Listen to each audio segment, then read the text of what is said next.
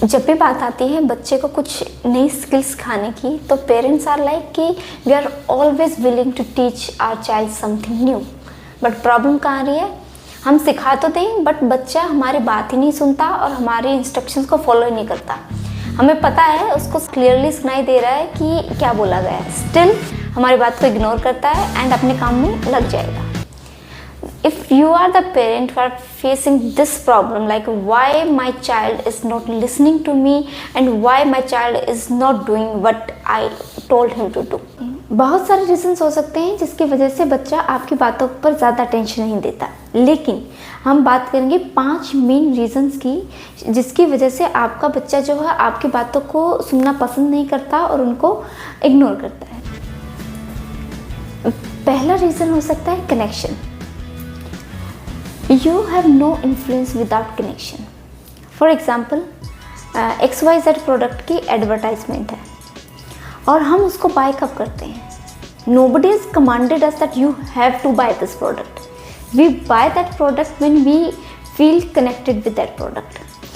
आपका बच्चा आपकी कमांड से इन्फ्लुएंस नहीं होगा कि आपको कमांड देनी पड़ेगी और then you have to do that और वो बच्चा वो टास्क कंप्लीट करे। नहीं, वो बच्चा इन्फ्लुएंस होता है आपसे when he feel connected with you. Second है ओवर रिपीटेशन और नेगिंग। जब बच्चा बार बार एक रिक्वेस्ट को सुनता है तो उस रिक्वेस्ट का इम्पैक्ट ख़त्म हो जाता है।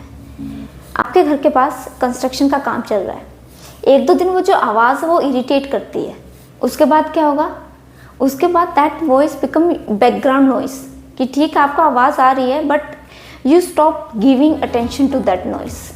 सेम, जब पेरेंट्स बार बार अपने बच्चे को सेम चीज़ से बार बार इंस्ट्रक्शंस रिपीट करते हैं कि अपना रूम क्लीन करो, अपना होमवर्क कंप्लीट करो, ये है, that child start considering your request as a background noise कि ठीक है सुन लिया एंड उसको दरकिनार करते हो। थर्ड रीज़न हो सकता है पावर स्ट्रगल और इंडिपेंडेंस। कोई भी इंसान हुआ उसको अपनी लाइफ का कंट्रोल अपने हाथ में चाहिए। Nobody wants to give that power to somebody else. जब आप किसी बच्चे को एक स्ट्रांगली सामने से एक चैलेंज करते हो कि आप ये नहीं कर सकते और आप वैसा ही करोगे जैसे मैं आपको बोल रहा हूँ करने, क्योंकि वो आपके फेवर में है और मैं आपका भला ही चाहता हूँ, तो इस सिचुएशन में बच्चा आपकी बात नहीं सुनेगा। बच्चा जो है रिएक्टेंस डेवलप करता है क्योंकि उसको लगता है कि सामने वाला इंसान स्ट्रांगली उसके बिहेवियर को एक दरकिनार कर रहा है या बिल्कुल अपोज कर रहा है, उसका पर्सपेक्टिव ही नहीं समझ रहा। तो उस सिचुएशन में बच्चा रिएक्टेंस डेवलप करेगा, आपकी रिक्वेस्ट एक्सेप्ट नहीं करेगा। फोर्थ रीज़न हो सकता है डिफरेंट प्रायोरिटीज़।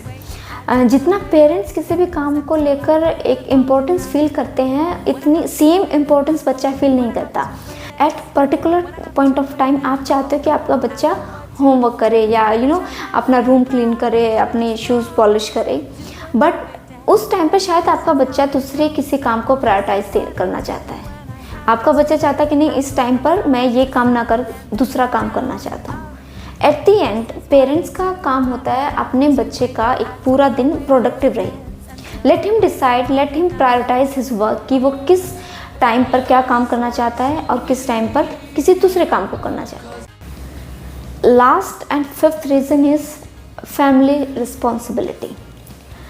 आपके बच्चे को आपकी रिक्वेस्ट और वो अनफेयर नहीं लगना चाहिए और वो ज़्यादा डिमांडिंग नहीं लगना चाहिए। उस बच्चे को शायद ये परसीव ना हो कि आप जो घर में जो रिस्पॉन्सिबिलिटीज़ हैं, जितने भी फैमिली मेम्बर्स हैं या सिबलिंग्स के बीच में जो वर्क का डिवीजन होना चाहिए, it should be proper and it should be fair. बच्चे को एनी हाउ ये फील नहीं होना चाहिए कि ये उसके साथ अनफेयर हो रहा है या हर टाइम उसी को ही कंसिडर किया जाता है किसी भी काम को करने के लिए। तो इस सिचुएशन में बच्चा धीरे धीरे क्या करता है, आपकी रिक्वेस्ट को या आपके ऑर्डर्स को इग्नोर करना स्टार्ट कर देगा, क्योंकि उसको ऐसा लगता है कि आपकी रिक्वेस्ट या तो अनफेयर है या बहुत ज़्यादा डिमांडिंग है।